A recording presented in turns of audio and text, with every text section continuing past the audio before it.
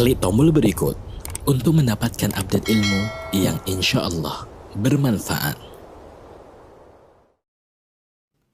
Alhamdulillahirrabbilalamin. Segala puji hanya bagi Allah, Tuhan semesta alam. Selalu dan tak pernah luput untuk kita panjatkan atas segala nikmat yang kita dapatkan dari Allah Azza wa Jalla. Nikmat kesehatan, waktu luang, dan tentunya nikmat iman yang membuat kita saat ini bisa tetap istiqomah di jalan Allah Subhanahu wa Ta'ala. Sholawat dan taslim semoga senantiasa tercurahkan untuk baginda kita Nabi besar Muhammad Sallallahu Alaihi Wasallam dan juga untuk keluarga beliau, istri-istri beliau, anak-anak beliau, serta untuk seluruh sahabat Nabi. Semoga Allah Subhanahu Wa Taala meridhoi kita untuk senantiasa nanti bisa bersama dengan mereka di hari akhir. Alhamdulillahirrabbilalamin. Kita bersyukur hari ini Allah Subhanahu Wa Taala mudahkan kita seluruh karyawan dari PT El Nusa Trans Samudra untuk dapat menghadiri kajian online bersama guru kita, Ustadz Dr. Syafiq Riza Basalamah, MA Hafizahullah Ta'ala. Dengan tema kajian kita hari ini, utamakan Allah dalam setiap keadaan. Dan Alhamdulillah saat ini kita sudah tersambung dengan Ustadz dan tim. Semoga Ustadz, keluarga dan tim senantiasa dalam lindungan Allah, kesehatan dan keselamatan yang diberikan oleh Allah Subhanahu Wa Ta'ala. Amin. Ustadz, izinkan saya terlebih dahulu memperkenalkan mewakili perusahaan kami. Ustadz, memperkenalkan kami dari PT El Nusa Trans Samudra. Kebetulan memang sebelumnya sudah pernah ada juga kajian ya Ustadz ya dengan PT El Nusa Petrofin. Kebetulan kita satu grup Ustadz, ada di bawah naungan PT El Nusa Tbk. Kita bergerak di bidang oil and gas services. Cuman untuk kita ini memang fokusnya ke marine atau dunia pelayarannya Ustadz. Jadi kita mensupport kapal-kapal yang membantu pekerjaan eksploitasi minyak dan gas ya Ustadz ya di Indonesia khususnya dan juga di luar Indonesia. Masya Allah. Nah, alhamdulillah ini kita juga tersambung dengan teman-teman kita yang ada di lapangan Ustadz ya, yang sedang bekerja dan mayoritas memang semua berada di atas kapal ya Ustadz ya, karena memang itu bisnis utama kita. Nah ini sebagai bentuk dari perusahaan untuk memberikan siraman rohani kepada semua karyawan untuk senantiasa selama bekerja memang kita harus tetap mengutamakan Allah gitu Ustadz ya, karena memang Berapa lama orang-orang di atas kapal itu? Kalau untuk schedule biasanya kita itu bisa maksimal 3 bulan Ustadz. Allahu Akbar. 3 bulan dan tapi terkadang mengikuti regulasi project ya Ustadz ya. Ada beberapa project itu yang memang mereka membatasi maksimal 1 bulan Ustadz. Cuman memang secara umum tuh 3 bulan maksimal Ustadz. Dan memang ini suatu tantangan juga Ustadz ya buat teman-teman kita yang ada di lapangan. Bagaimana tetap selama bekerja jauh dari keluarga ya tetap istiqomah gitu Ustadz untuk selalu mengutamakan ibadah. Itu mungkin perkenalan awal dari kami Ustadz. Selanjutnya untuk rekan-rekan perwira ETSA yang kami banggakan, sebelum kita memulai kajian pada hari ini, izinkan kami membacakan beberapa adab yang perlu kita perhatikan selama mengikuti kajian. Yang pertama, kita luruskan niat ya dan ikhlaskan hati kita untuk mengikuti kajian untuk mendapatkan ridho Allah Subhanahu Wa Taala. Kemudian kita upayakan untuk mengikat ilmu yang disampaikan oleh guru kita dengan mencatat kajian yang disampaikan oleh beliau. Kemudian kajian ini akan kita bagi menjadi 2 sesi. Sesi pertama adalah penyampaian materi kajian dari Ustadz Dr. Syafiq Riza Basalamah Hafizahullah Ta'ala, kurang lebih nanti sekitar 1 jam. Kemudian sesi kedua tanya jawab kurang lebih selama 30 menit. Dan untuk pertanyaan dari perwira ETSA, kami persilahkan untuk disampaikan melalui kolom Q&A yang sudah tersedia di platform MS Team rekan-rekan masing-masing. Baik, untuk mempersingkat waktu, kami persilakan kepada Ustadz Syafiq Riza Basalamah, MA Hafizahullah Ta'ala, untuk memberikan ilmunya kepada kami. Tafadhal Ustadz. Jazakumullah khairan. Alhamdulillahi Rabbil Alamin. Segala puji bagi Allah, Tuhan semesta alam. Dialah yang menciptakan, dialah yang memberikan rezeki, menyediakan segala fasilitas untuk makhluknya. Dan dialah tempat kita kembali. Kalau Anda dengar tadi, bagaimana PT El Nusa ini mereka ya mengeksploitasi ciptaan Allah Azza wa Jalla untuk dapat dibagikan kepada makhluk-makhluk Allah yang lain. Kita ini tidak membuat, tapi kita hanya memanfaatkan dari ciptaan Allah yang ada untuk kepentingan perjalanan hidup kita. Maka bagi Allah segala puja dan puji. Kalau tidak ada gas, tidak ada minyak, mungkin nggak ada El Nusa. Mungkin dia akan mengerjakan yang lainnya. Kalau nggak ada ikan di lautan, nggak akan ada nelayan yang berangkat ke sana. Di mana ada aktivitas manusia mencari rezeki, ketahuilah bahwa di situ ada ciptaan Allah yang sedang dieksploitasi untuk manfaat umat manusia. Allahumma salli wa sallim ala sayyidina wa maulana Muhammadin wa ala alihi wa ashabihi ajma'in. Amma ba'd. Ahibbati fillah, dalam perjalanan hidup ini ada banyak rintangan dan tantangan. Terkadang kita dihadapkan dalam sebuah pilihan yang sulit. Antara pekerjaan dan keluarga. Kalau tadi disebutkan nama moderator bahwasanya ya sebagian teman-teman itu paling tidak 3 bulan berada di kapal. Meninggalkan istrinya. Meninggalkan anak-anaknya. Meninggalkan orang tuanya. Dalam rangka pekerjaan. Dalam rangka mencari maisha. Dia harus menentukan pilihan. Tapi sepertinya kebanyakan memilih pekerjaannya. Karena sejatinya pekerjaan itu untuk kepentingan keluarga. Sebagian dihadapkan kepada pilihan antara istri dan orang tua. Yang terkadang istri ya tidak sabar menghadapi mertuanya. Dan sebagai orang tua sendiri sering bertikai dengan istri. Dan ada kondisi-kondisi orang tua kita meminta kita untuk menceraikan istri kita. Kalau memang istri kita tidak kita cintai, maka dengan mudah kita akan menceraikan. Tapi kalau ternyata dialah istri yang baik, hanya ada kesalahpahaman, atau memang ada kenyemburuan dari seorang ibu kepada menantunya. Apa yang harus dilakukan seorang anak?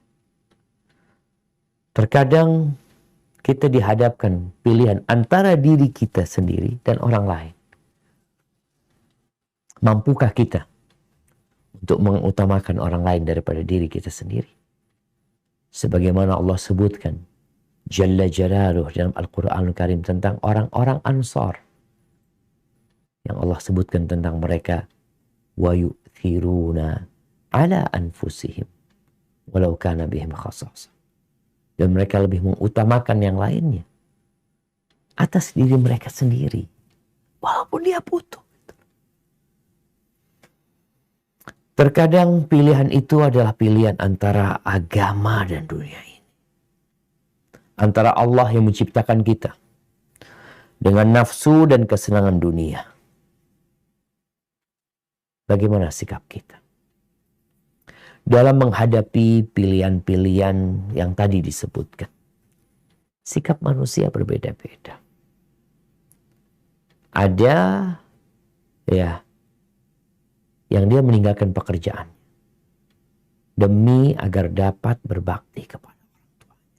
Nggak apa-apa sudah, anak di PHK karena umpamanya sama kantor ditugaskan di luar kota yang jauh, sedangkan orang tuanya perlu dengan keberadaan dia.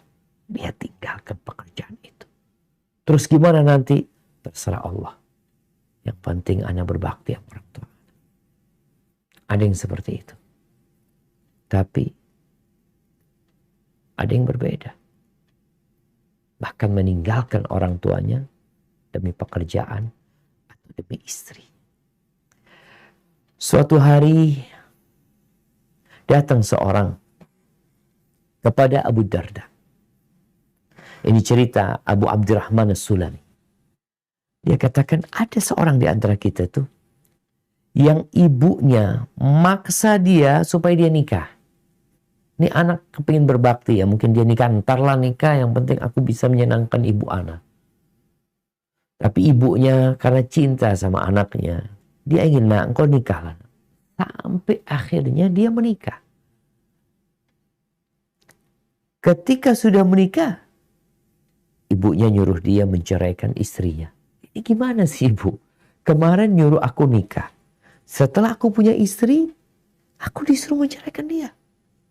Karena mau tidak mau seorang anak ketika menikah, ada perubahan. Perubahan sikap kepada orang tuanya. Dari sisi mungkin dia punya tanggung jawab yang baru. Ya seperti teman-teman lah yang tadi bekerja. Ketika dia bekerja di kota yang di situ dia tinggal bersama orang tuanya, tahu-tahu dipindah keluar kota. Tentu ada perubahan bagaimana dia berbakti kepada orang tuanya. Tapi dia tetap berbakti. Bingung pemuda ini. Akhirnya dia datang menjumpai sahabat Nabi Abu Darda di Syam. Subhanallah, kayaknya perjalanan jauh yang dia tempuh untuk mendapatkan jawaban. Mana yang harus dia pilih? Ibunya atau istri? Dia cerita, Inna ummi lam tazal bi hatta tazawajtu. Ibuku terus maksa aku agar aku menikah sehingga aku menikah. Sekarang dia nyuruh aku menceraikan istri. Apa kata Abu Darda radhiyallahu anhu? Ma ana billadhi amuruka an tufariqa wa ma ana billadhi amuruka an tumsika.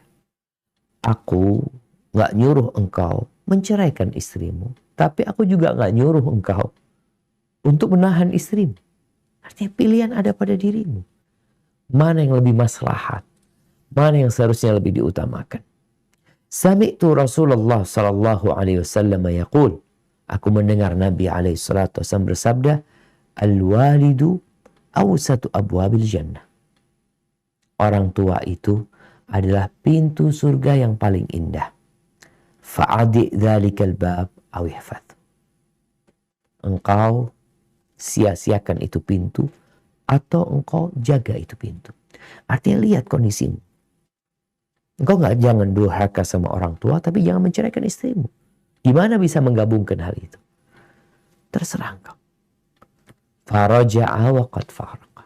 Dia pulang, sepertinya dia menceraikan istrinya. Rawahu Ahmad. Ahibati fillah. Tapi itu pilihan antara istri sama orang tua kita. Yang akan kita bahas adalah tatkala pilihan itu antara Allah Jalla Jalaluh dan kesenangan dunia kita. Antara keridhaan Allah Jalla Jalaluh dengan keridhaan manusia. Mana yang harus lebih diutamakan? Yang konsekuensinya terkadang tatkala kita mengutamakan Allah, mencari keridhaannya, kita akan membuat semua manusia membenci kita, memusuhi kita, membuli kita, memaki kita. Mengutamakan Allah Jalla Jalaluh dalam segala hal. Ini adalah derajat yang tinggi. Jalan yang mendaki. Sehingga pilihan ini, tatkala mengutamakan Allah Azza wa Jalla atas segalanya dan dalam semua kondisi, terkadang membuat harta kita jadi hilang. Membuat kesenangan terbuang. Bahkan nyawa melayang. Ini adalah kedudukan para nabi.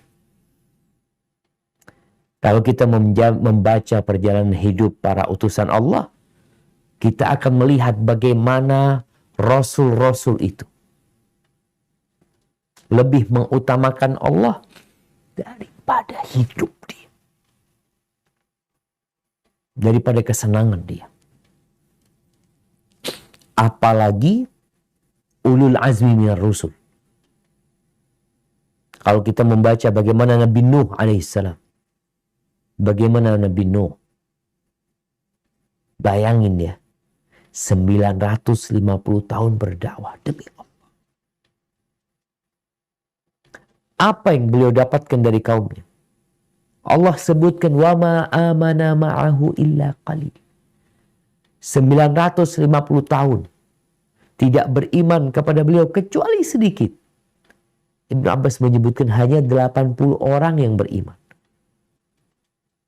Tapi beliau mencari keridhaan Allah, bukan mencari keridhaan manusia. Bagaimana Nabi Ibrahim alaihissalam, dia dihadapkan ke sebuah pilihan antara orang tuanya atau Allah, antara kaumnya, kerabatnya, atau keridhaan Allah Azza wa Jalla. Tapi beliau memilih keridhaan Allah. Beliau hancurkan berhala-berhala itu. Kemudian beliau hendak dibakar sama kaum. Beliau tetap memilih keridhaan Allah. Kaumnya membuat api yang begitu besarnya, sehingga mereka pun tidak dapat mendekat kepada api tersebut. Akhirnya mereka perlu alat pelontar untuk melontarkan Nabi Ibrahim. Dan Nabi Ibrahim pun dilontarkan.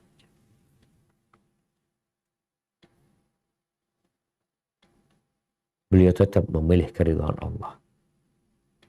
Walaupun di hadapan beliau ada api yang siap membakar.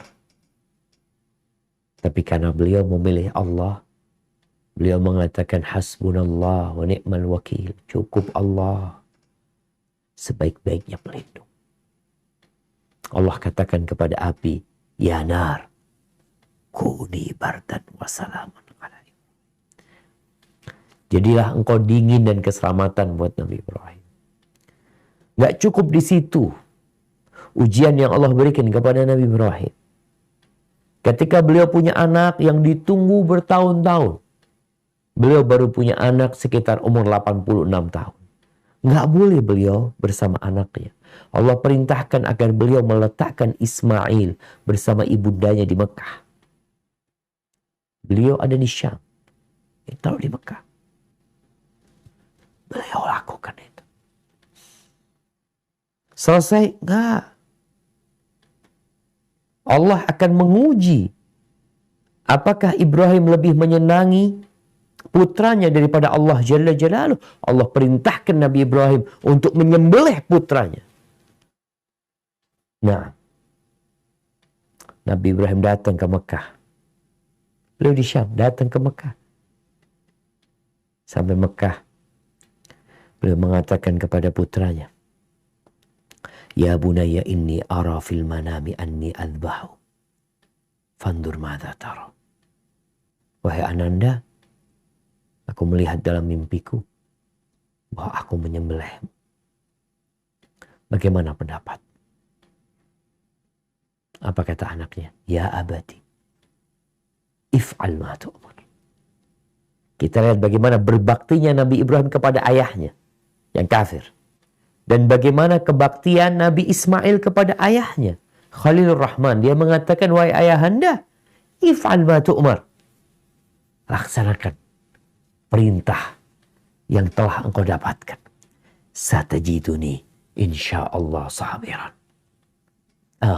Satajiduni insyaallah minas sabirin. Insyaallah engkau akan mendapati aku termasuk orang-orang yang sabar. Dan disembelih.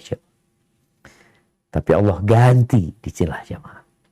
Ketika engkau mengutamakan Allah, engkau akan mendapatkan keridhaan Allah.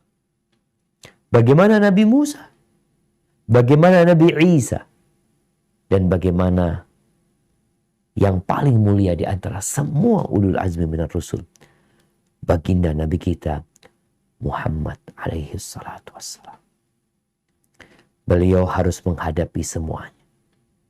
Beliau mewakafkan dirinya untuk mengajak umat manusia kepada Allah Azza wa Jal, apapun resikonya. Dimusuhin oleh kerabat-kerabat dekat, orang-orang jauh, dalam rangka mencari keridhaan Allah. Beliau sabar, dicaci, dimaki, dibully, dikatakan sahir, penyihir, dikatakan dukun, dikatakan apa saja jemaah. Beliau bersabar menghadapi segala sesuatu. Katakan orang gila. Beliau cari keridhaan Allah Azza wa Jalla. Sehingga perjuangan beliau memberikan hasil yang indah. Dia menjadi manusia yang paling diridhai Allah Azza wa Jalla. Kita nih umatnya. Siapa yang kita contoh dalam mengutamakan Allah dalam semua kondisi atas segala sesuatu? Yang kadangkala teman-teman nih nggak sholat demi pekerjaan. Ya, dia lebih mengutamakan pekerjaannya daripada sholat. Bahkan tidak sedikit yang menjual agamanya demi dunia. Mau sampai berapa lama engkau hidup di dunia? Fir'aun mati. Qarun mati. Kok gak akan lama? Nabi kita Muhammad alaihi salatu wassalam, ketika beliau berdakwah dan terus berdakwah, walaupun menghadapi berbagai tantangan, dilemparin batu sampai berdarah-darah, beliau diboikot oleh kaumnya, sampai para sahabat makan daun-daunan. Beliau diusir dari kota Mekah, meninggalkan kota kelahirannya. Hijrah. Bukan untuk memperbaiki taraf ekonomi, tapi untuk mencari keridhaan Allah Azza wa Jal. Lebih mengutamakan Allah daripada bangsa dan negerinya. Dan itu dilakukan sama Nabi SAW. Dan para sahabatnya. Ketika Hamzah masuk Islam.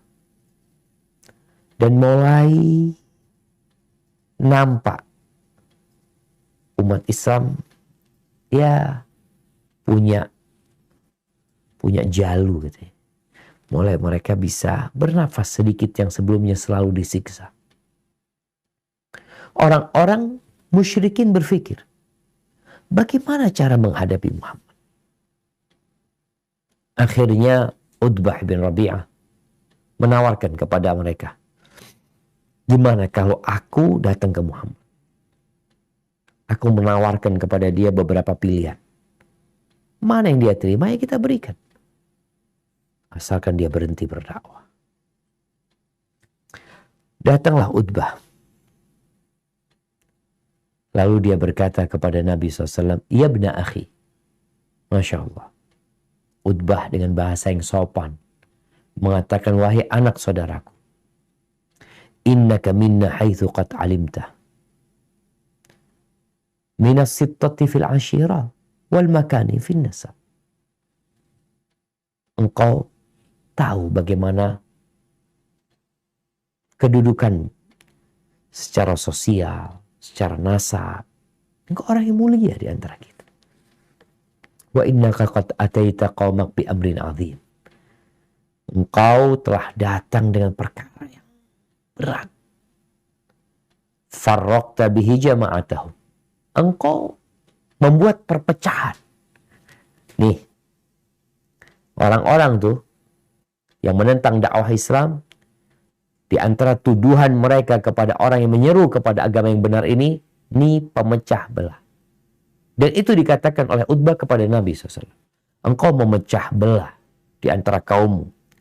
Wasaffahta bihi ahlamahum. Engkau anggap mereka orang-orang bodoh semua. Cuma engkau aja yang pintar. Seakan-akan itu yang dikatakan Utbah. Wa'ibta bihi alihatahum wa dinahum.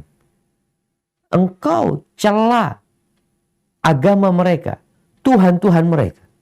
Wa kafarta bihi man madha min abad. Engkau anggap kafir. Nenek moyang yang menyembah berhala itu engkau anggap kafir semuanya. Fasma' minni. Engkau dengarkan dari aku. A'rid alaika umuran. Aku akan tawarkan kepadamu beberapa pilihan. Engkau lihat. Mungkin sebagiannya engkau mau. Qala, apa kata Nabi SAW? Qul ya Abul Walid. Silahkan wahai Abul Walid. Silahkan engkau sebutkan tawaran. Maka Utbah mulai memberikan penawaran. Kalau mungkin kita ditawarin, sebagian kita mungkin sudah murtad dengan tawaran ini. Sebagian kita akan berhenti sholat. Oh, nggak ditawarin ini udah nggak sholat. Nggak ditawarin ini udah nggak sholat. Orang memang dia udah, agama buat dia sesuatu yang ya diperlukan ketika menikah, diperlukan ketika mati. Tawaran pertama, kata Utbah, ya ibna akhi, in kunta innama turidu ma ji'ta bihi min hadzal amr malan jama'na laka min amwalina hatta takuna aktsarana malan. Wahai anak saudaraku, kalau engkau membawa dakwah ini tujuannya adalah untuk mencari harta, maka kita semua akan kumpulkan harta kita, lalu kita akan jadikan engkau orang yang paling kaya di kota Mekah. Subhanallah. Baik, itu pilihan pertama. Wa in kunta turidu bihi syarafan sawatnaka alaina hatta la naqta'a amran dunak. Kalau ternyata yang kau inginkan adalah kehormatan, kemuliaan, ya udah, kami akan jadikan engkau orang yang paling mulia di antara kita, di mana kita tidak akan memutuskan. Ingat, di Mekah nggak ada raja ya, di Mekah nggak ada presiden. Setiap kabilah ada pemimpin. Biasanya ada pemuka kabilah. Nih, Utbah menawarkan, kami akan angkat engkau untuk menjadi yang paling mulia. Sehingga kami tidak akan memutuskan satu perkara kecuali engkau yang mengiyakannya. Pilihan kedua. Allahu Akbar. Pilihan ketiga. Wa in kunta turidu bihi mulkan malaknaka alaina. Tapi kalau ternyata yang kau inginkan adalah kerajaan, engkau ingin jadi raja, ya udah, kami akan jadikan kau raja buat kami. Pilihan keempat. Wa in kana hadzal ladzi ya'tika ri'yun. Kalau yang datang kepadamu itu jin. Kalau yang datang kepadamu itu jin. Ya, dan engkau nggak bisa menolak jin itu. Talabna laka tib. Kami akan cari pengobatan buat engkau. Wa badzalna fihi amwalana hatta nubri'aka min. Dan kami akan keluarkan semua dana untuk pengobatanmu sampai kau sembuh. Fa innahu rubbama ghalaba at-tabi' 'ala ar-rajul hatta yudawa minhu. Oh kama qala lahu. Kadang-kala orang itu ya dirasukin jin sehingga dia nggak bisa melawan jin itu sampai dia diobati. Setelah selesai memberikan penawaran itu, Nabi SAW mengatakan, "Aqad faraghta ya Abul Walid." Sudah selesai. Abu Walid, engkau sudah selesai? Qala na'am. Kalau gitu, dengarkan dari aku. Bagaimana Nabi menolak tawaran itu semua. Beliau membacakan awal surat Fussilat, nanti bisa dibaca. Allah mengatakan, Hamim, tanzilun minar rahmanir rahim. Kitabun fussilat ayatuhu Qur'anan Arabiyan liqaumin ya'lamun. Beliau ingin menjelaskan, aku itu utusan Allah. Aku nggak cari harta, aku nggak cari kehormatan, aku nggak cari kerajaan. Basyiran wa nadhiran. Aku Aku hanya menjadi utusan Allah yang memberikan kabar gembira, memberikan peringatan. Fa'a'radu aktsaruhum fahum la yasma'un. Tapi kebanyakan mereka nggak mau dengerin. Setelah Nabi membacakan ayat itu, Nabi mengatakan kepada Utbah. Utbah itu dengerin dari awal sampai akhir. Lalu Nabi mengatakan, Qad sami'ta ya Abul Walid. Engkau sudah dengar wahai Abul Walid. Fa'anta wadhak. Ya sudah. Terserah engkau. Ahibati fillah. Kita yang mengaku sebagai pengikutnya Nabi Muhammad alaihi salatu wassalam.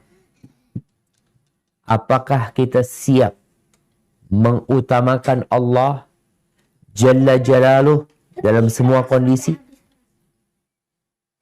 Seorang prajurit akan mengatakan siap. Dikasih tugas dan disampaikan tantangan dan ancamannya, siap dan. Nyawa melayang, siap. Engkau akan meninggalkan keluarga selama 6 bulan, siap. Nggak ada kata-kata, ana mikir dulu. Selalu siap. Dan Muslim, kata Allah, wa qalu sami'na wa ata'na. Kami dengar dan kami patuh. Tapi kebanyakan kita dengar, ngerti, nggak patuh. Ahibati fillah. Tatkala kita mengaku sebagai pengikut Nabi Muhammad SAW, kita akan dimasukkan ruang tes, ruang ujian.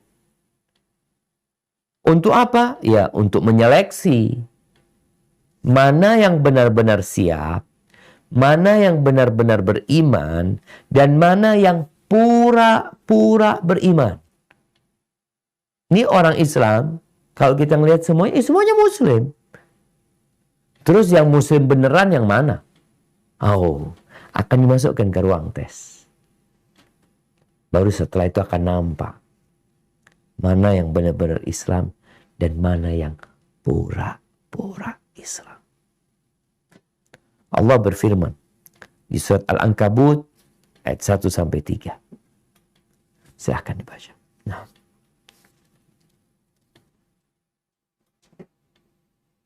A'udzu billahi minasy syaithanir rajim. Bismillahirrahmanirrahim.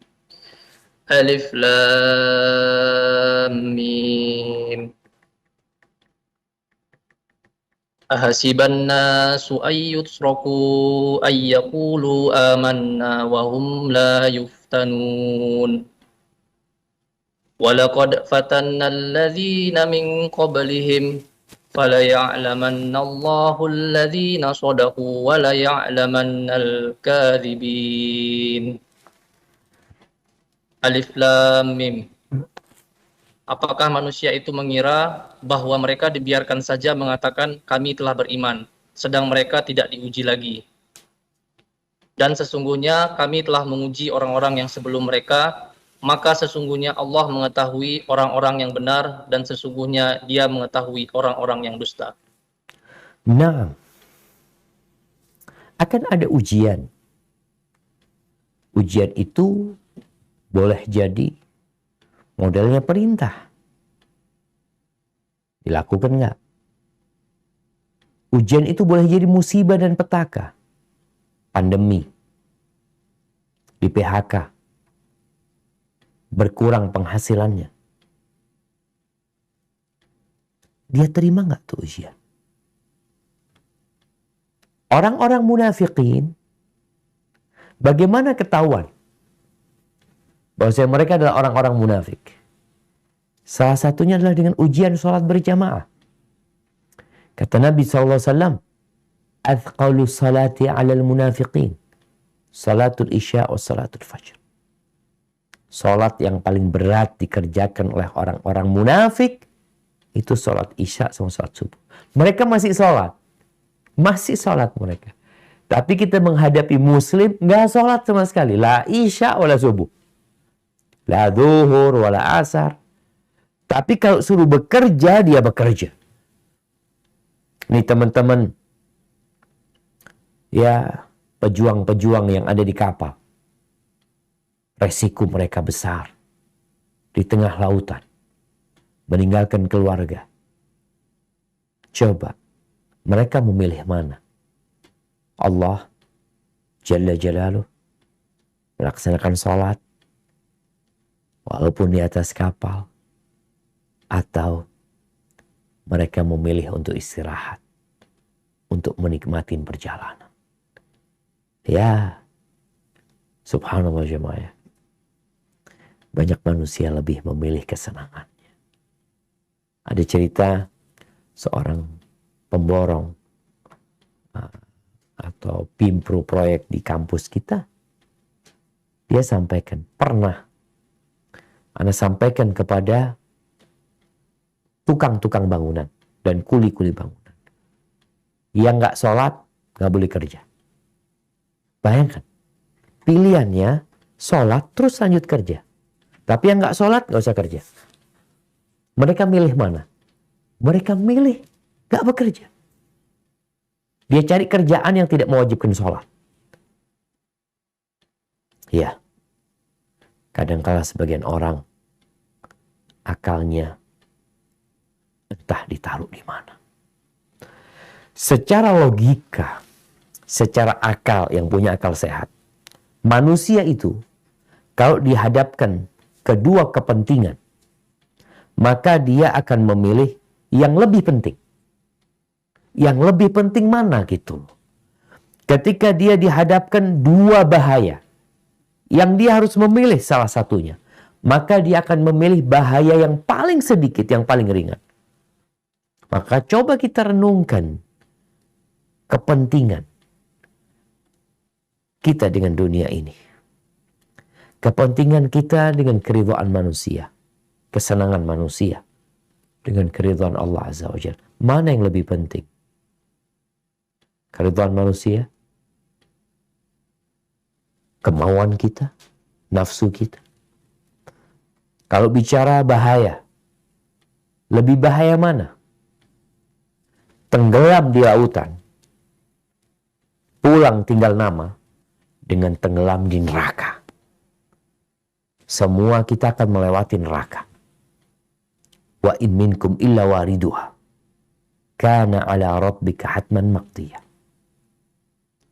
Kalau naik kapal lautan pilihan, yang mau naik kapal, nggak mau naik pesawat atau naik lainnya. Tapi nggak ada satupun manusia yang punya pilihan. Untuk ke surga, dia harus lewat neraka. Maka lihat, lebih bahaya mana engkau? Tenggelam di neraka atau tenggelam di lautan? Orang yang berakal sehat, maka dia akan memilih tenggelam di lautan. Tapi selamat dari api neraka. Dia akan memilih dibenci, dimusuhi orang sekampungnya. Bahkan orang se-Indonesia. Asalkan Allah Azza wa Jalla ridha sama dia. Al-Imam Syafi'i rahimahullahu ta'ala mengatakan ridhan nas ghayatun la tudar. Menyenangkan semua manusia. Menjadikan semuanya like sama kita, nggak ada yang dislike. Ghayatun la tudar. Itu adalah target yang nggak bisa dicapai. Kita tahu bagaimana Nabi kita Muhammad alaihi salatu wassalam, manusia terindah yang pernah menginjakkan kakinya di muka bumi. Apakah semua orang-orang ridha sama beliau? Enggak. Beliau nggak cari keridhaan manusia. Maka kata Imam Syafi'i, fa'alaika bima fihi salahu nafsi falzamhu. Udah. Kau jangan mikirin orang suka nggak suka sama engkau. Kau berpikir mana yang bermanfaat buat dirimu kelak. Itu yang kau jalan untuk keselamatanmu dunia akhirat. Kalau kita melihat contoh-contoh para sahabat, bagaimana para sahabat dulu mau sholat sembunyi-sembunyi, ketemu sholat disiksa. Sekarang masjid di mana-mana, adzan dikumandangkan dengan begitu lantang, dan kita mendengar, tapi kita nggak ke masjid. Dulu sahabat Nabi, untuk menampakkan keislaman mereka, biasanya akan berakhir dengan penyiksaan.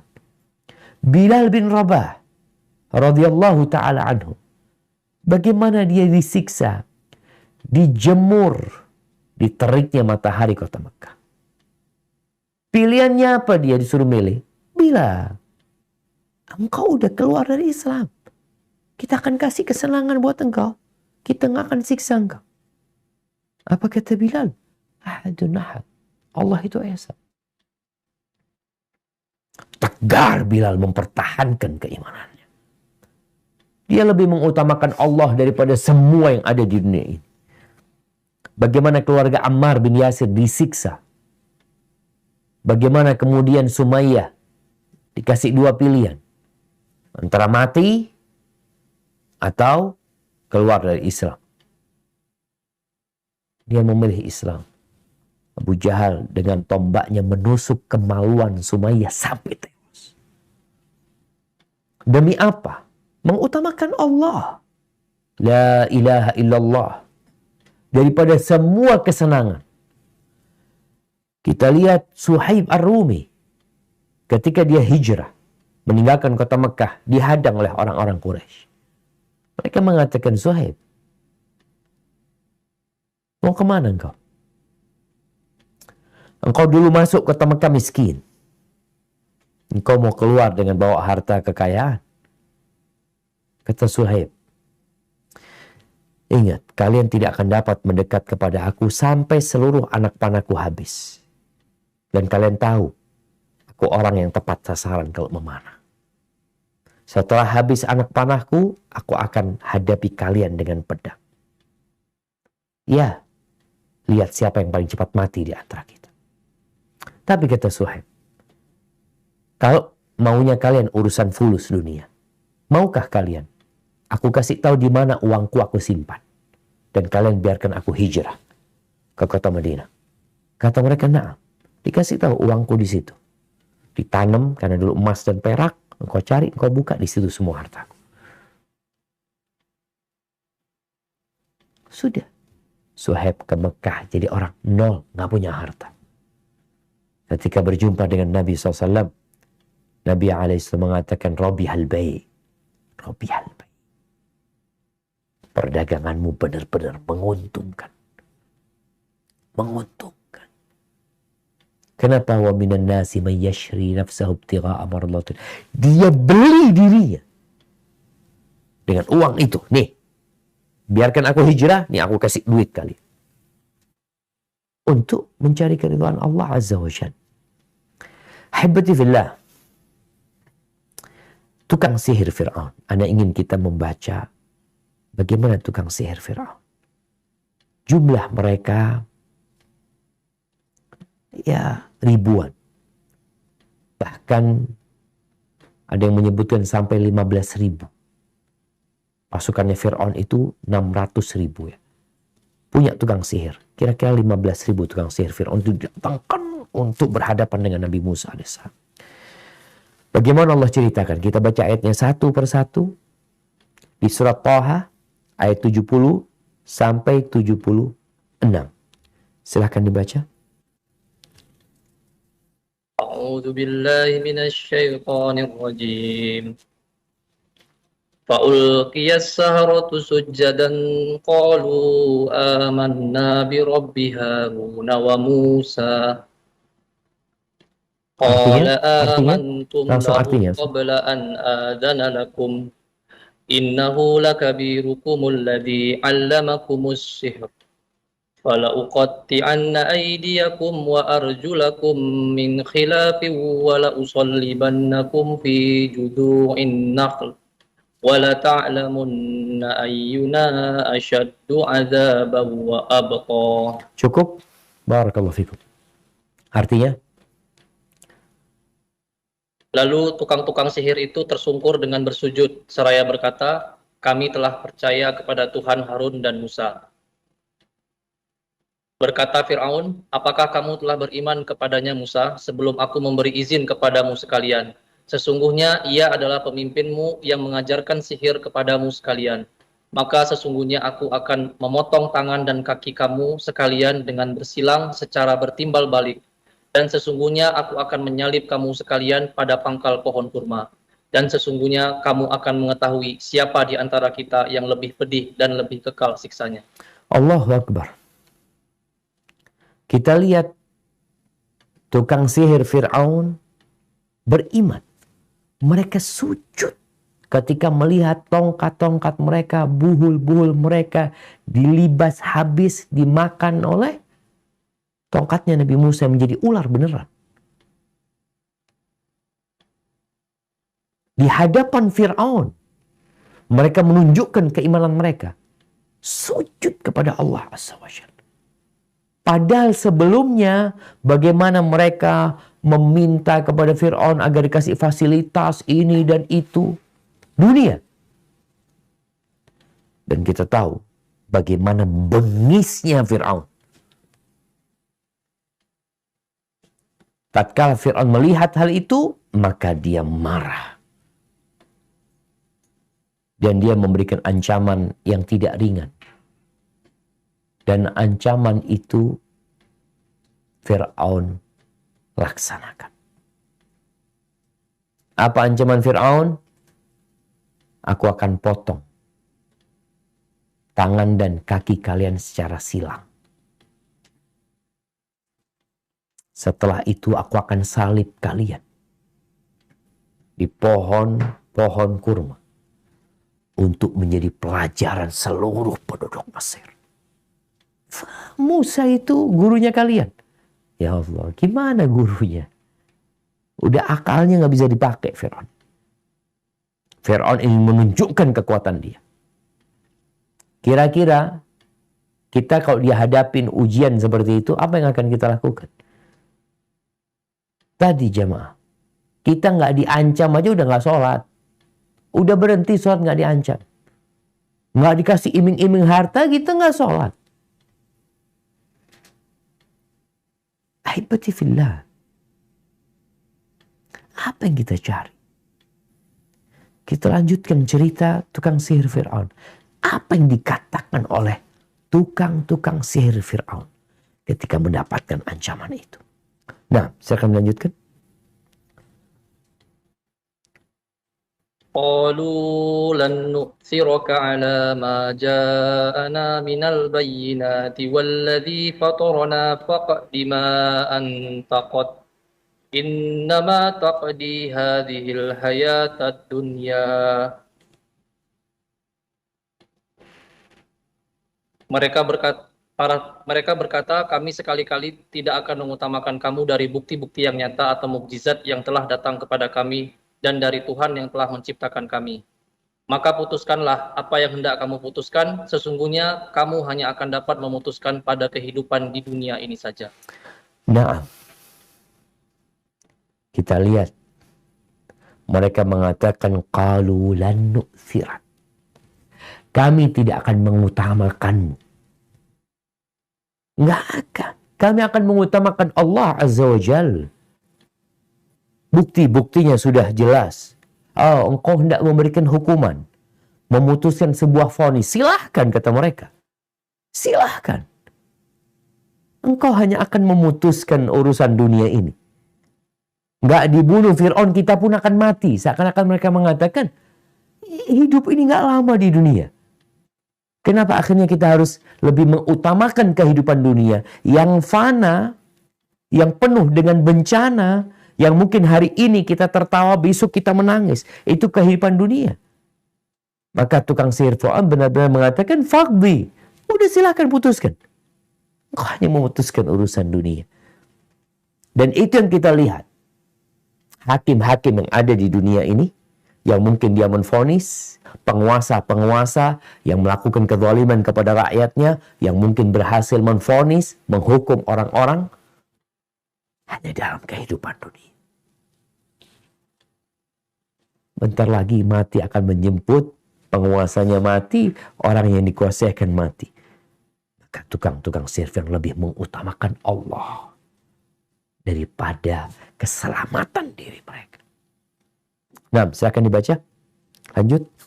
Sampai terakhir ya dibaca. Baik, Ustaz.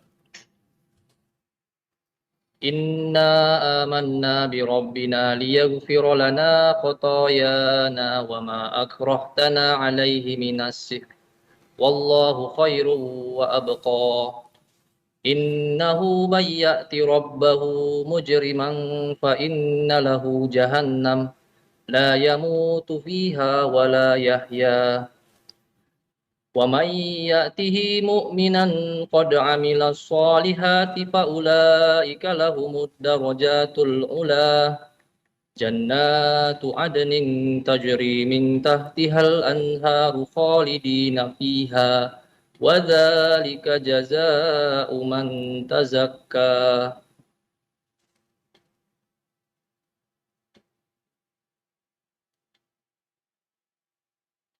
Sesungguhnya kami telah beriman kepada Tuhan kami agar Dia mengampuni kesalahan-kesalahan kami dan sihir yang telah kamu paksakan kepada kami melakukannya, dan Allah lebih baik pahalanya dan lebih kekal azabnya.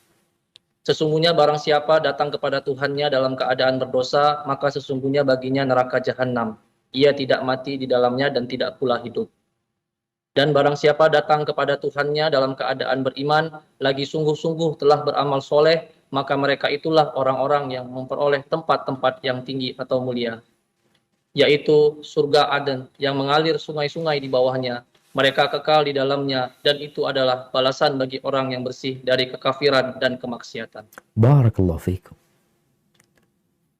Bagaimana tukang-tukang sihir Fir'aun yang sebelumnya telah melakukan perbuatan dosa, perbuatan kufur dengan sihirnya, tahu-tahu masuk Islam, dan begitu kokohnya keimanan mereka, dan mereka masih sempat berdakwah sebelum dibunuh.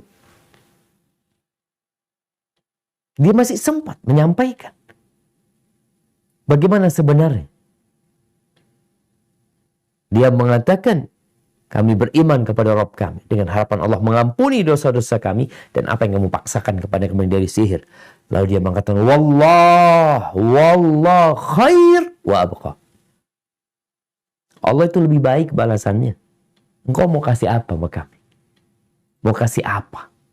Wa abqa, kalau bicara siksaannya, Allah lebih abadi, lebih kekal siksaan. Lalu dia jelaskan. Subhanallah syama. Pagi hari, tukang-tukang sihir Fir'aun ini masih mengagung-agungkan Fir'aun. Sore hari, mereka sudah berada di pohon-pohon kurma, disalib sama Fir'aun. Itu namanya lebih mengutamakan Allah dalam semua kondisi atas segala sesuatu. Ahibati fillah. Rasulullah SAW pernah mengatakan, Badiru bil amal. Fitanan ka qita'il laylil mudlim. Yusbihu ar-rajulu mu'minan wa yumsi kafiran. Wa yumsi mu'minan wa yusbihu kafiran. Kalian segera beramal. Segera sholat. Segera puasa. Segera istighfar. Segera baca Quran. Segera amalkan tuh perintah-perintah Allah. Sebelum datang fitnah-fitnah, cobaan-cobaan, seperti potongan malam yang gelap gulita. Ya teman-teman lah, kalau di lautan nggak ada lampu. Nggak ada lampu. Semua petunjuk jalan tidak terlihat. Kapal itu boleh jadi menabrak karang dan tenggelam. Ketika ada badai yang membuat semuanya jadi kacau, apa yang akan dilakukan? Nabi SAW mengatakan, dalam kondisi fitnah itu datang, yabi'ur rajulu, orang ini sore harinya beriman, pagi harinya udah kafir. Paginya masih ngaji, paginya masih bersama sahabat yang beriman, sore harinya sudah kafir. Kenapa itu terjadi? Yabi'u dinahu bi'aradin minad dunya. Dia menjual agamanya demi kepentingan dunia. Ahibati fillah. Ada sebuah kisah. Ya, kisah ini mungkin terjadi di beberapa negeri Arab ya.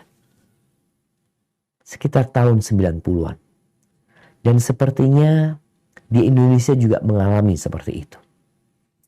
Tahun 89-90 itu, kalau mungkin ada yang hidup di masa itu, ingat, terjadinya masalah yang menghebohkan Indonesia tentang jilbab. Di mana anak-anak SMA, anak-anak kuliah yang pakai jilbab itu dikeluarkan dari sekolah. Ada 300-an orang yang dikeluarkan dari sekolah karena memilih berjilbab. Aturan sekolah kata dia nggak boleh pakai jilbab. Padahal presidennya muslim. Menterinya muslim. Kepala sekolahnya muslim. Tapi anak-anak dilarang pakai jilbab. Akhirnya keluar 300-an orang. Tapi alhamdulillah. Kemudian Allah mudahkan perjalanan. Di Arab juga terjadi. Beberapa negeri yang sekuler itu juga melarang pakai jilbab. Sehingga ada seorang anak yang mungkin dia udah SMP ya. Dia pakai jilbab. Sekolah. Dia udah remaja, dia udah balik, udah waktunya pakai jilbab. Ibunya nyuruh dia pakai jilbab. Berangkat dia sekolah pakai jilbab. Sampai sekolah dimarahin sama ibu gurunya. Ingat, nggak boleh pakai jilbab.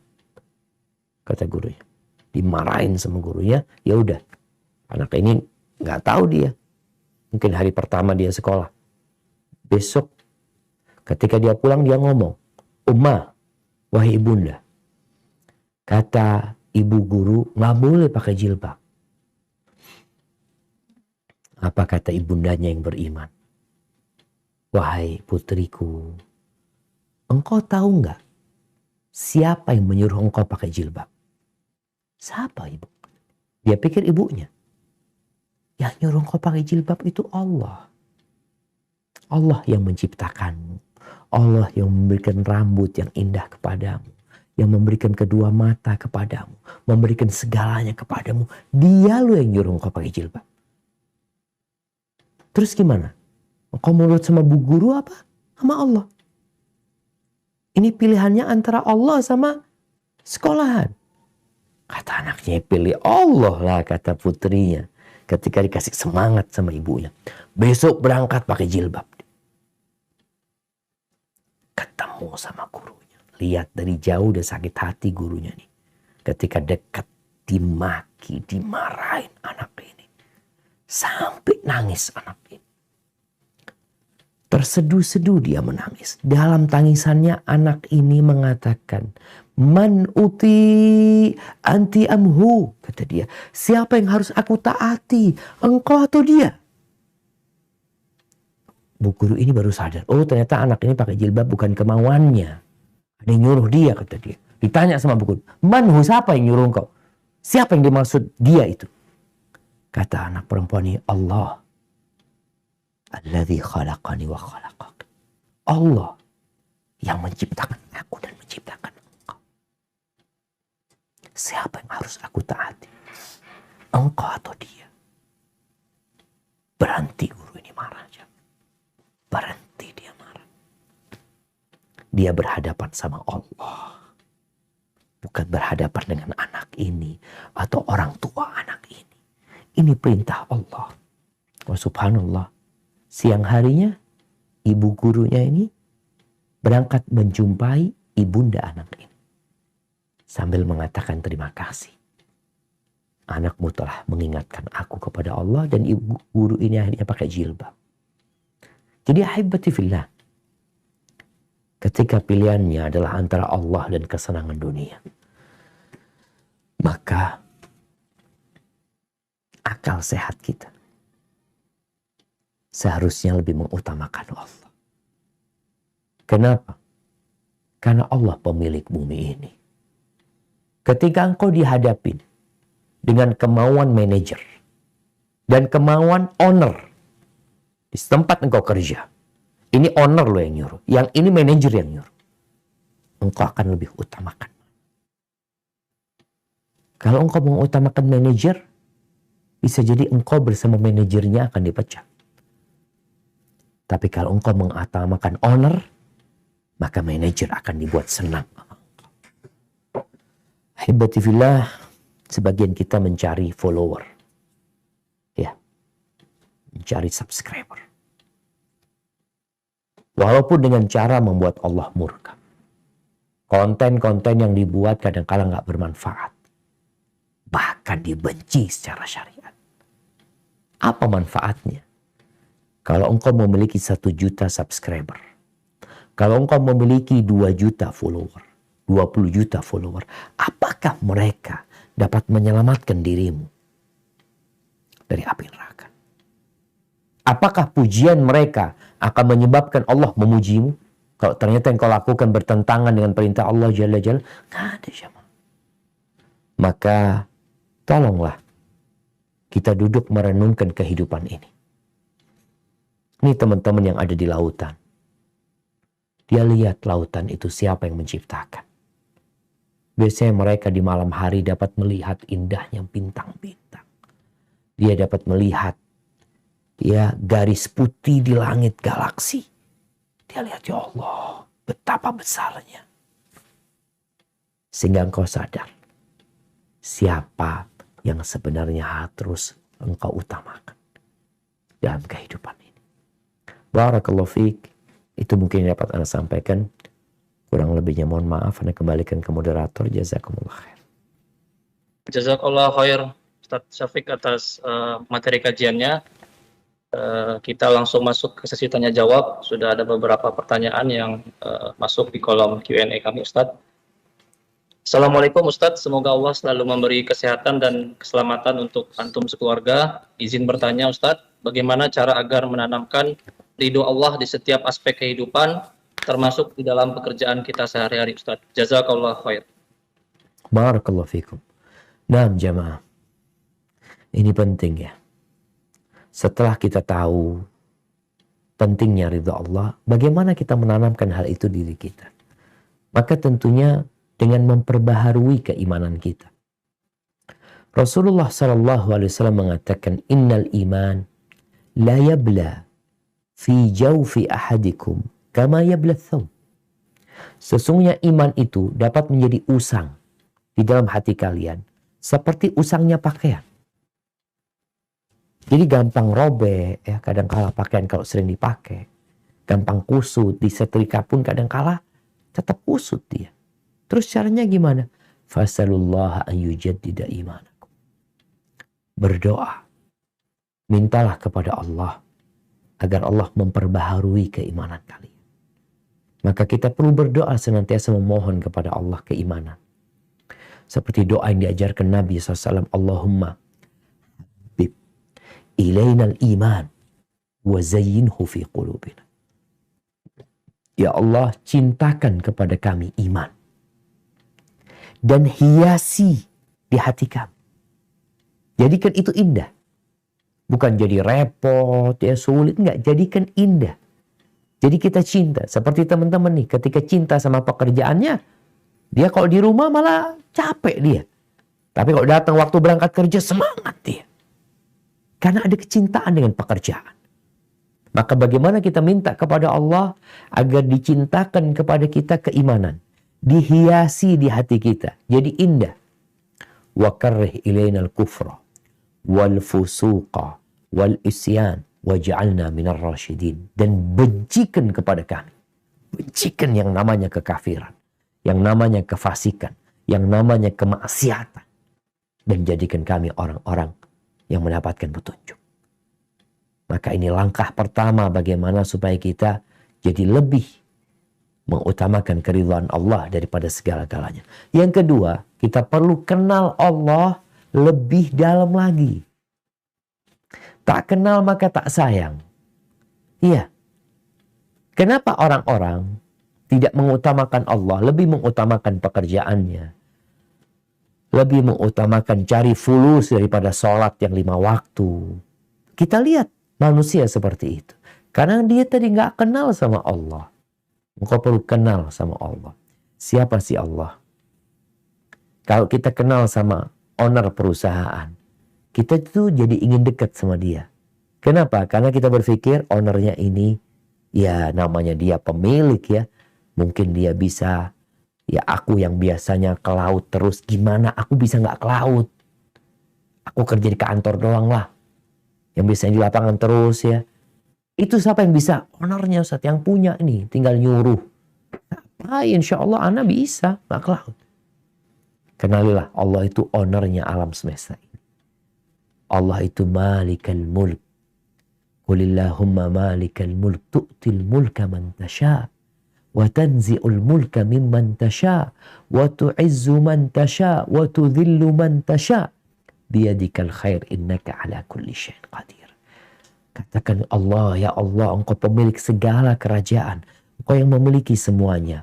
Engkau berikan kerajaan kepada siapa yang Engkau kehendaki. Engkau cabut dari siapa yang Engkau kehendaki.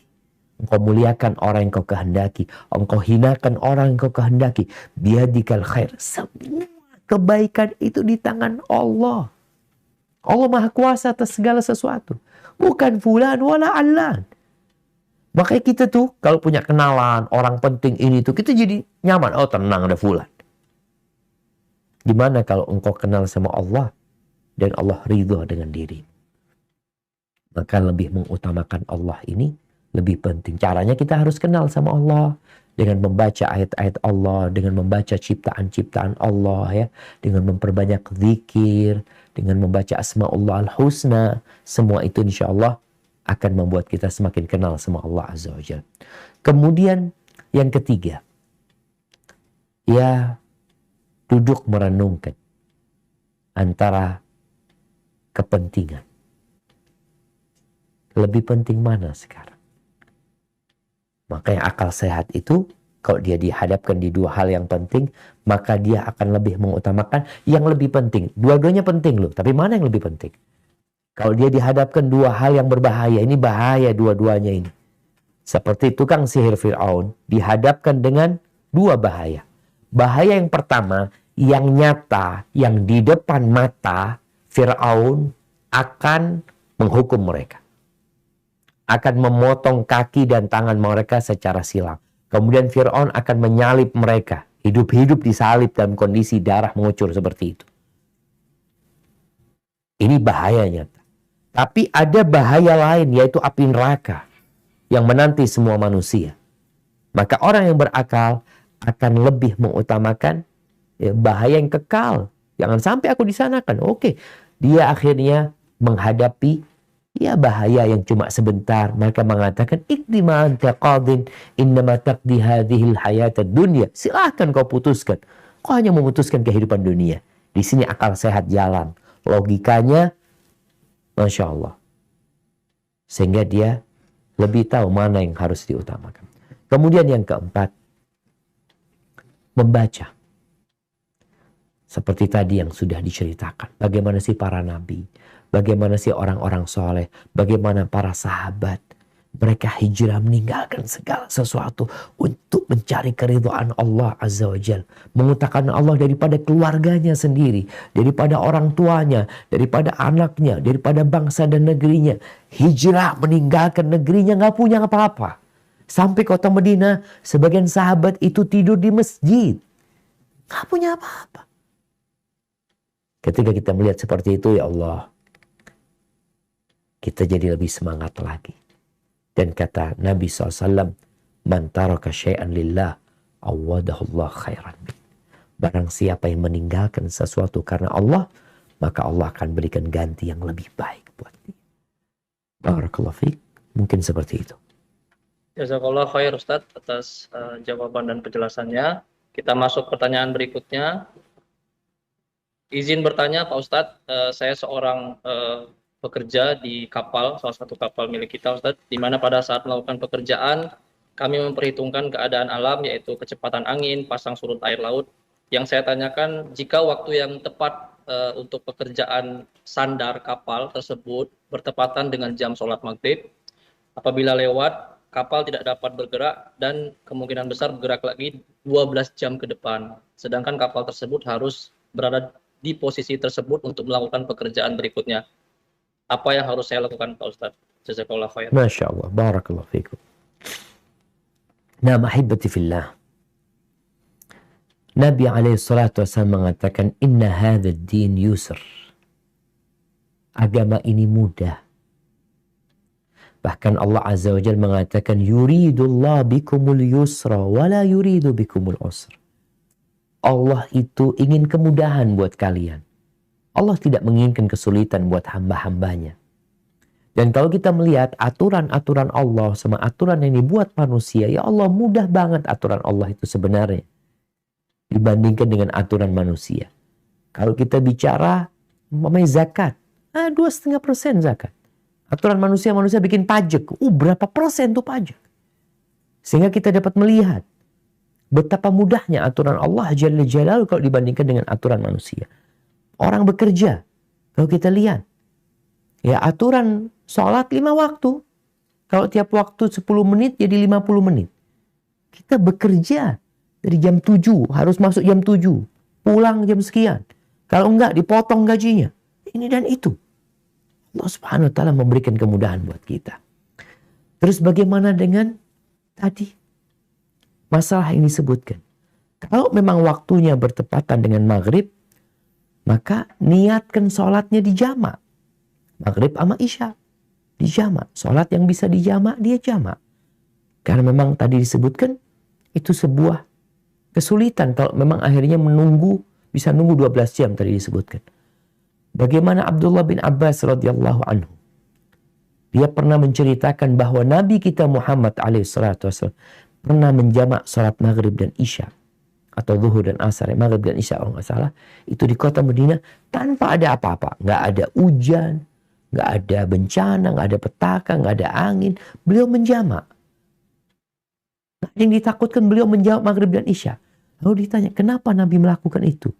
Liya'laman nas anna laysa fi dinina haraj. Agar orang-orang tahu bahwa dalam agama kita nggak ada yang sulit. Bukan kita meremehkan, tapi ada keringanan.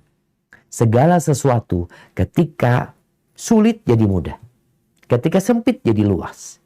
Maka buat teman-teman, ketika kerjaan kapal itu bersandar memang di waktu maghrib, mereka meniatkan. Ini kan orang-orang yang seperti ini karena orang-orang yang sholat. Orang-orang yang sholat. Sampai di atas kapal pun dia akan sholat. Tapi sebagian memang nggak sholat. Dia nggak pernah bertanya seperti itu. Karena sholat buat dia sesuatu yang diremehkan. Padahal itu tiangnya agama. Maka sampaikan kepada semuanya. Kalau kapal akan bersandar bertepatan dengan waktu maghrib. Kita niat semua sholat jamak maghrib dan isya. Dan usahakan berjamaah nanti sholatnya setelah semua selesai. Di waktu isya umpamanya, walaupun agak malam, saat kita selesai semua urusan jam 8 ya, isyanya jam 7, bismillah. Jam 8, sholat. Dan usahakan berjamaah. Hadza wallahu a'lam bissawab. Barakallahu fiik Ustaz.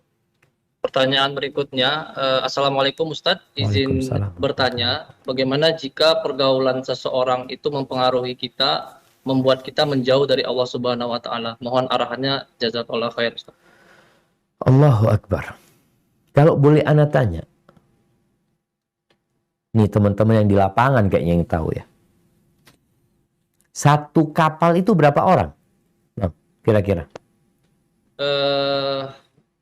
Minimal itu ada 10 sampai 11 orang. Bisa sampai 20 sih Ustaz, tergantung jenis kapalnya. Baik. Dari 10 orang itu yang nggak sholat berapa orang kadang-kala? Ini yang di lapangan tahu kan dia, di lapangan tahu mana yang di kapal tuh. Nah, Di lapangan kebetulan kita live ini Ustaz, jadi nggak join di sini, mereka nggak join live di sini. streaming. Oke, siap. Tadi kira-kira berapa persen yang nggak sholat? Wah, Allahu a'lam nih, Lebih Ustaz. banyak apa lebih sedikit? Insya Allah lebih sedikit Ustaz. Insya Allah kru kita sholat semua nih Ustaz. Ya, alhamdulillah tadi. Nah, alhamdulillah artinya kalau dikatakan tadi jumlah yang sholat lebih banyak kan berarti insya Allah yang sedikit akan dipengaruhi dengan yang banyak. Tapi kadang-kala yang sedikit ini jadi penyakit. Kita lihat buah mangga. Kadang-kala satu tangkai itu ada beberapa buah gitu ya. Kalau ada satu yang busuk, kalau yang busuk ini nggak segera dipotong, yang lainnya jadi busuk. Makanya kenapa di Indonesia itu ada yang namanya penjara. Agar yang busuk ini ya diperbaiki dulu, baru setelah itu dikeluarkan ya, sehingga dia bisa bermasyarakat. Kita tahu LP itu singkatan Lembaga Pemasyarakatan. Ya seperti tadi, buah yang busuk itu harus dipisahkan, ditaruh di tempat yang lain, semoga masih bisa diperbaiki. Nanti setelah baik ya boleh lagi kumpul sama lain. Bicara kawan-kawan tadi yang mereka sangat sangat mempengaruhi. Maka tugas kita adalah memilih kawan. Nggak sembarangan berkawan. Bahkan Nabi SAW mengatakan, La tusahib illa mu'minan. Kamu jangan bersahabat kecuali dengan orang yang beriman. Wa la ya'kul ta'amaka illa taqi. Dan jangan makan makananmu kecuali orang yang bertakwa. Kenapa? Karena memang dapat berpengaruh kepada kita. Kalau kita berkawan, bersahabat dengan orang yang fasik, dengan orang yang nggak sholat, lama-kelamaan kita akan melihat enak banget dia ya. Nggak sholat ini tuh anak, sholat lagi, dapat terpengaruh dia. Tapi ketika dia melihat kawannya sholat, ya dalam kondisi sulit tetap sholat, kita jadi semangat. Oh fulan aja sholat, masa anak nggak sholat? Dan Nabi SAW, beliau memberikan contoh ya, tentang kawan yang baik dengan kawan yang buruk. Kawan yang baik itu seperti pedagang minyak wangi, pedagang parfum. Kita kalau kumpul sama pedagang parfum, apa yang kita akan dapatkan? Satu dari 3 hal. Atau semuanya. Yang pertama, kita mungkin dapat hadiah dari fulan. Coba-coba nih, dia kasih parfum sama kita. Jadi wangi kita. Yang kedua, atau kita beli. Kita tertarik, oh bagus nih, beli. Yang ketiga, kalau nggak dikasih hadiah, kita juga nggak beli, kita akan mendapatkan aroma yang wangi. Itu pasti. Kumpul sama, kecuali kalau karena COVID-19 ya kehilangan penciuman. Tapi subhanallah, itu terjadi jemaah. Adapun kalau kita berkawan dengan kawan yang buruk, ya seperti kalau kita kumpul sama orang positif COVID-19, apa yang akan terjadi? Kata Nabi SAW, seperti pandai besi, alatnya pandai besi. Pandai besi itu punya alat, kalau di sini mungkin alatnya untuk meniup api ya, seperti itu. Ketika ditiupkan, maka terjadi percikan dan ada aroma yang nggak enak. Engkau bisa dapat percikan dan engkau akan terbakar. Atau paling tidak engkau akan mendapatkan aroma yang busuk. Maka itulah berkawan. Sehingga Allah Azza wa Jalla menyebutkan tentang perkumpulan manusia. Kita semua punya kawan. Kita punya perkumpulan ya. Manusia punya kelompok-kelompok. Ada geng-geng, klub-klub.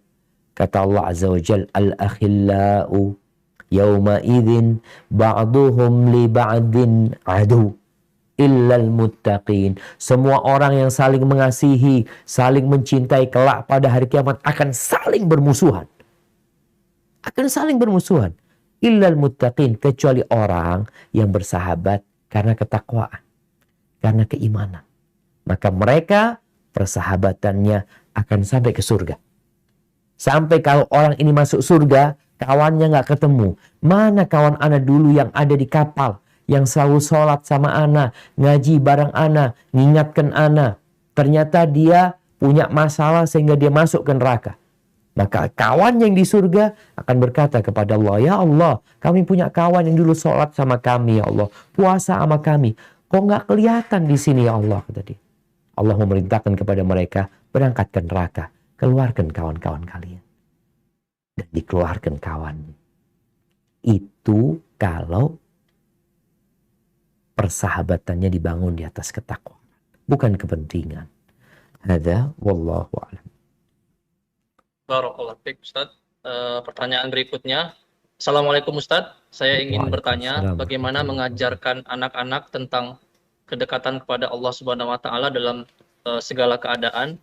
Sedangkan ayahnya sendiri sebagai role model lebih sering berada di kapal dan di lapangan atau di lautan. Jazakallah khair Ustaz. Masya Allah, barakallahu fikum. Nah, bagi orang tua yang mungkin jarang ketemu anak, maka tatkala pulang manfaatkan waktu untuk bersamaan.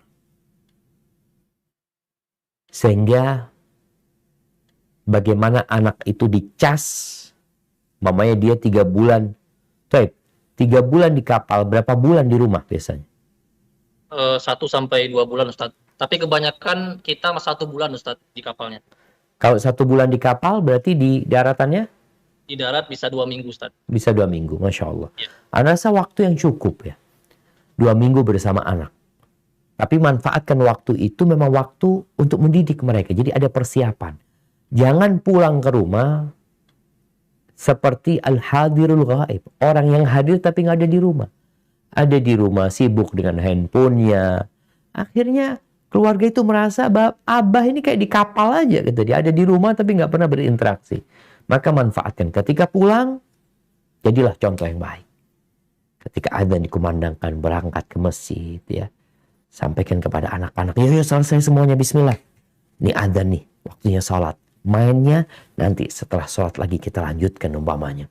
Ini yang menanamkan di diri anak bahwasanya Allah lebih kita utamakan dari segala-galanya. Kemudian anak dibawa ziarah kubur ya. Untuk mengingatkan juga, nih dunia ini nak bahkan akan ditinggalkan. Ayah akan meninggal dunia. Yang dibawa ke sana, rumah nggak dibawa, ini nggak dibawa ya. Ayah kerja di kapal bertahun-tahun, nggak ada yang dibawa fulusnya. Yang dibawa adalah amal. Kemudian juga duduk sama anak menceritakan kebesaran Allah Azza wa Jalla.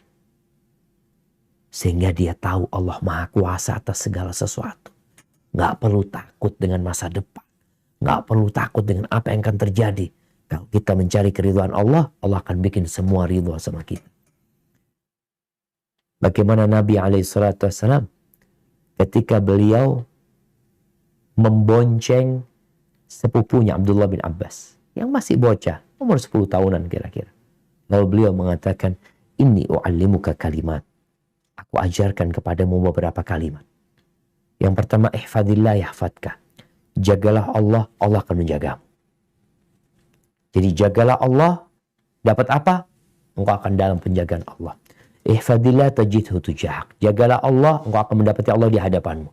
Kapan kau butuh sama Allah, kalau engkau jaga Allah, Allah akan selalu ada, membantu dan menolong. Ihfadillah yahfadka. Wa idza sa'alta fasta'in billah. Kalau engkau mau minta, minta sama Allah. Jadi anak dididik kalau engkau mau minta sesuatu, jangan sama ayah ya. Kadang-kala dia, ayah mau minta ini, katakan, nah engkau doa dulu minta sama Allah. Supaya Allah kasih rezeki sama abah, supaya abah juga bisa berbagi sama engkau. Mintanya sama Allah. Wa idza sta'anta fasta'in billah. Engkau perlu pertolongan. Anak-anak kalau minta pertolongan manggil siapa? Manggil fulan, fulan. Ajarkan, panggil ya Allah. Ya Allah, panggil Allah. Allah akan menolongmu. Wa'alam. Lalu Nabi mengatakan wa'alam. Ini ajarkan kepada anak kita. Wa'alam annal ummata law ijtama'at. Ketahuilah. Andai kata seluruh umat manusia berkumpul, bersatu padu untuk memberikan manfaat kepadamu, mereka tidak akan dapat memberikan manfaat kepadamu. Nggak bisa. Kecuali Allah yang mengizinkannya. Dan sebaliknya, kalau mereka bersatu padu untuk memberikan mudarat kepadamu, bagaimana kau di PHK, bagaimana kau di penjara, bagaimana kau dikeluarkan dari tempat itu, dibenci oleh masyarakat, tapi Allah tidak memberikan izin dan tidak menetapkannya, mereka tidak akan dapat melakukan itu. Rufi'atil aqlam wa jaffatis suhuf. Pena sudah diangkat dan lembaran-lembaran itu kering. Jadi tanamkan ini kepada anak kita. Jadi ayah ketika pulang itu bagaimana memanfaatkan waktunya. Ya kalau anak-anak belum bisa dikasih penjelasan, dikasih contoh. Contohnya jelas tuh. Kalau bicara sodako, ajarin sodako. Ayah sayang duitnya. Enggak. Ini duit nih. Kalau kita sodakohkan, itu kita tabung nak. Daripada yang kita beli makan tuh habis jadi kotoran. Yang kita simpan, wallahu a'lam jadi uangnya siapa. Tapi kalau yang kita sodakohkan, Allah akan kasih ganti lebih baik buat kita. Hadza wallahu a'lam bissawab. Barakallahu fiik.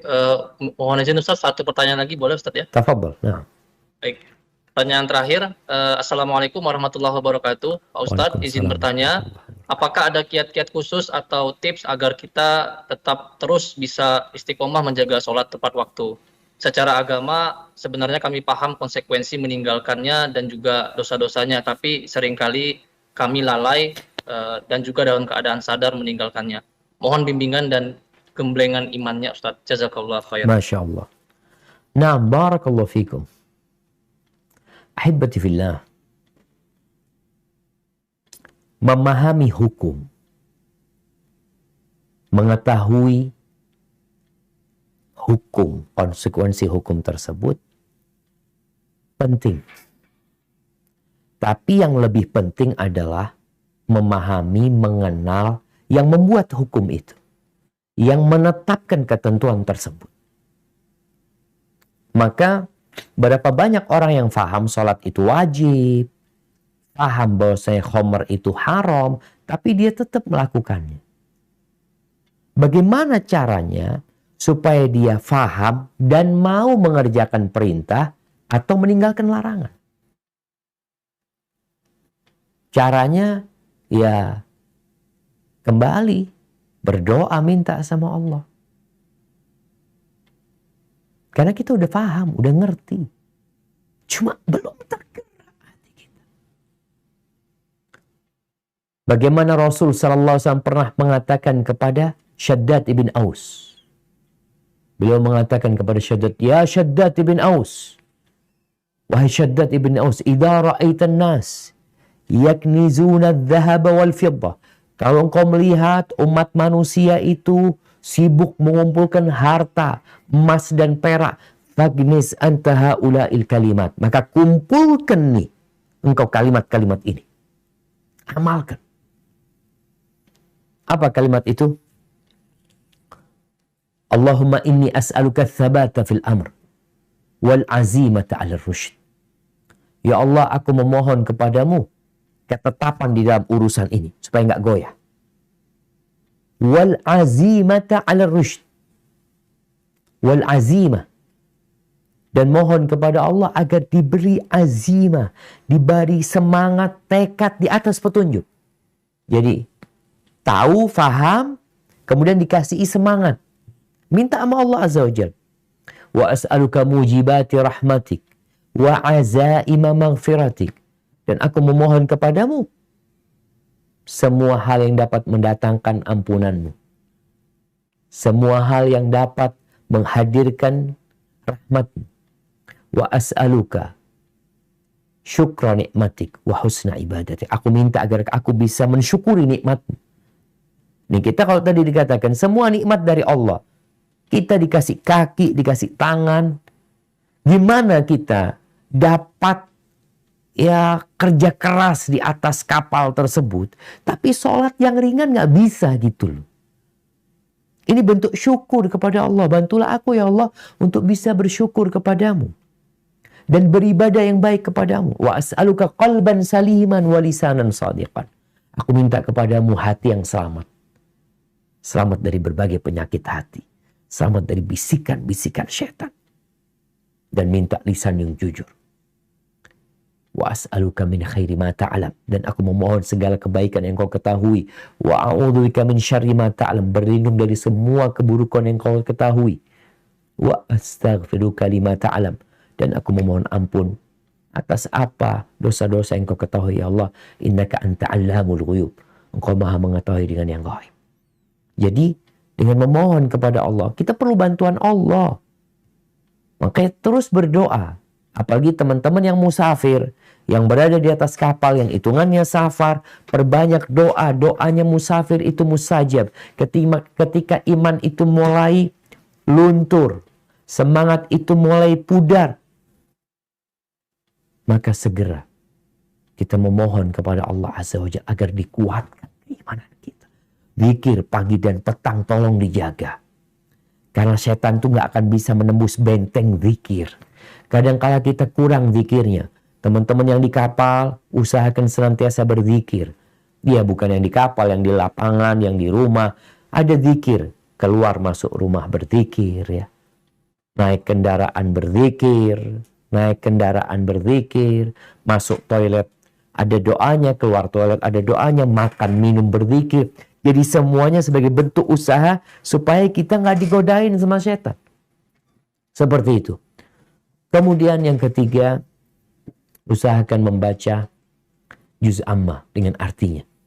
Surat-surat pendek itu adalah surat-surat yang turun di Mekah sebelum kewajiban sholat, sebelum kewajiban puasa, sebelum kewajiban jilbab. Berkaitan dengan hari akhir, dengan kiamat, dengan kehancuran, dengan Allah Azza wa Jal. Sehingga orang itu jadi semangat untuk beribadah karena dia tahu konsekuensinya. Itu mungkin yang dapat Anda sampaikan. Kurang lebihnya mohon maaf. Semoga kawan-kawan semuanya bisa terus berjuang untuk mencari ma'isyah buat keluarganya. Niatkan bukan untuk pamer, bukan untuk berbangga-banggaan. Ketika bekerja, niatkan untuk memberikan nafkah buat anak-anaknya, buat orang tuanya, atau buat dirinya sendiri. Sehingga menjadi fi sabilillah. Dan ketika ada panggilan Allah Azza wa Jal, atau kalau harus memilih antara Allah dan kesenangan dunia, ketahuilah Allah pemilik dunia ini. Hadza, Anda kembalikan ke moderator. Jazakumullah khair. Baik, alhamdulillahirrahmanirrahim. Jazakallah khair, Ustadz Syafiq Riza Basalamah MA, Hafizahullah Ta'ala. Kami ucapkan terima kasih yang sebesar-besarnya kepada Ustadz dan tim yang sudah berkenan untuk memberi ilmu, berbagi ilmu kepada kami di lingkungan PT Al-Nusa Trans Samudra pada hari ini. Semoga Ustadz, keluarga dan tim senantiasa diberikan kesehatan dan keselamatan oleh Allah Subhanahu wa Ta'ala. Baik perwira SA yang kami banggakan, demikian kajian online kita pada hari ini. Mohon maaf untuk beberapa pertanyaan yang belum sempat kami bacakan karena terbatasnya waktu. Saya selaku moderator menyampaikan mohon maaf jika ada salah dan kekurangan selama membawa acara ini. Sebelum kita tutup, mari kita sama-sama membaca doa kafaratul majelis. Subhanakallahumma wa bihamdika asyhadu an la ilaha illa anta astaghfiruka wa atubu ilaik. Wabillahi taufiq wal hidayah. Wassalamualaikum warahmatullahi wabarakatuh.